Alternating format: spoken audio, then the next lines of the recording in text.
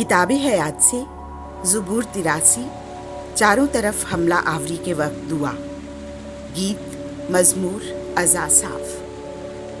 ए खुदावन चुपका न रह, ए खुदा खामोश न रह, बेहरकत न रह, क्योंकि देख तेरे दुश्मन शोर मचा रहे हैं और जो तुझसे नफ़रत रखते हैं वो सर उठाए हैं।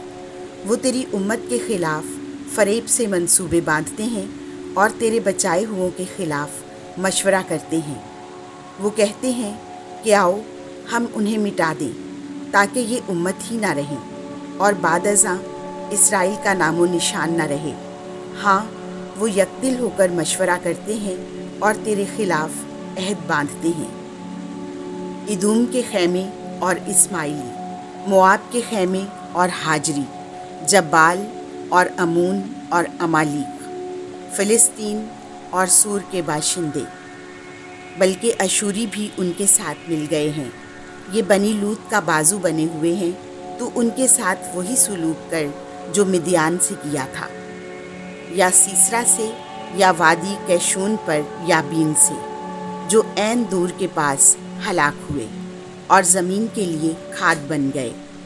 उनके उम्रा को औरेब और ज़ेब की मिसल कर उनके तमाम रईसों को ज़ाबे और जुल्मना की मानिंद, जिन्होंने कहा था कि आओ हम खुदा के मसाकिन पर कब्ज़ा कर लें। ए मेरे खुदा, उन्हें बगुले में पत्तों की तरह कर और हवा के सामने भूस की मानिंद।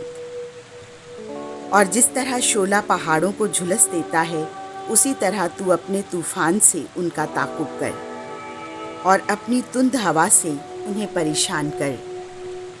उनके चेहरों को शर्मिंदगी से भर दे, ताकि ए खुदावन वो तेरे नाम के तालिब हो जाएं।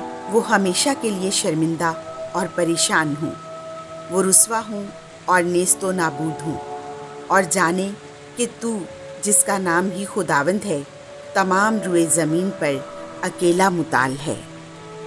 आमीन।